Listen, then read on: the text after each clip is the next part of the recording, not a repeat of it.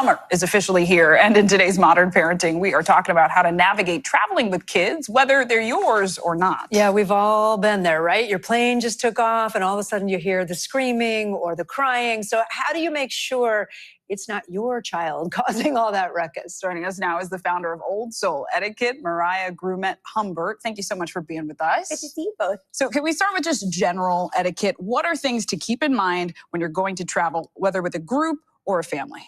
We want to keep in mind that we want to be a socially aware and respectful traveler because our actions impact other people's experiences. And we all want to have fun on vacation, right? This is the time where we want to, kick back and we don't have to worry about other people. And so for children or adults, we want to keep in mind our noise level, wearing headphones, using inside voices. We want to be very spatially aware of how we're, spreading out in our seat, not kicking seats, things like that, cleaning up after ourselves, whether we're at the airport or on the airplane. These are public spaces that we are sharing with people.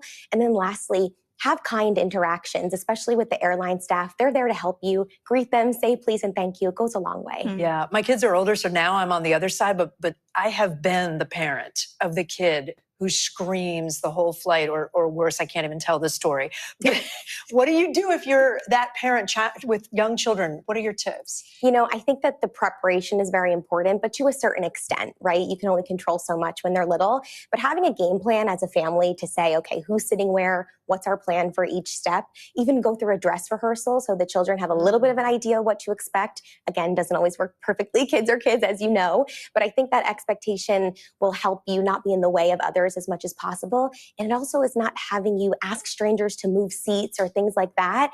So plan as much as you can. Yeah, and I think grace is the name of the game, right? I always have grace when I see parents navigating kids. That said, how can a parent maybe manage expectations for their seat neighbor? And also, how can the neighbors who maybe aren't traveling with kids get prepared? Should we be bringing earplugs? What does that look like? Yes, anything that you can control for yourself will be super important. I always say it's poor etiquette to point out other people's poor etiquette. And so you're not usually in a place to be, correcting parents in that case. But if the parent can communicate or apologize in advance, hopefully we can be understanding of people traveling with children. If it does come to a point where you need assistance or it becomes a safety hazard, that's when it's best to really rely on the airline staff who may be able to be, to help you better in that situation. Yeah. All right, let's talk about when we get to the destination. A lot of us might be heading to the beach this time of year. What do we do to make sure we all have a great time? I'm going to repeat myself, but this goes back to the spatial awareness and the social awareness, right? Don't let, a flying frisbee or your sunscreen or blowing sand be the reason that someone's beach experience is ruined. So, again, be very aware of where you're setting up, where your items are going, play games away from people. And also a big thing that I wanted to point out to you is to really keep an eye on your stuff. That becomes a safety hazard at times too, if you leave your stuff to go swim in the ocean or go get lunch. So if you can rotate out with your family to make sure, again, not only you, but your things are not negatively impacting someone else. Like if your else. umbrella goes flying. We just did a story about that. Yeah, exactly. So you go from the beach to the hotel. What does etiquette look like there? Not just for families, even groups. I know if I'm getting ready with my girlfriends late at night, we're like, ooh, maybe we shouldn't have the loudspeaker on.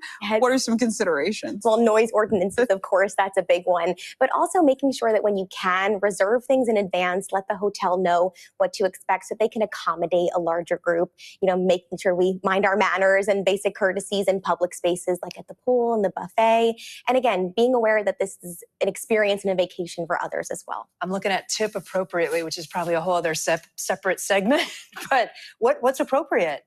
When we think about tipping at hotels, I think instead of the how much, the when is really important because hotel staff rotates frequently. And so it's best to tip at the time of service. So the person who helped you at that moment is benefiting from it rather than only tipping housekeeping at the end of your stay. That's great. Mariah Humbert, learned a lot. Thank you so much. Thank you. Thank you. And we got a lot more news ahead. You're watching NBC News Daily.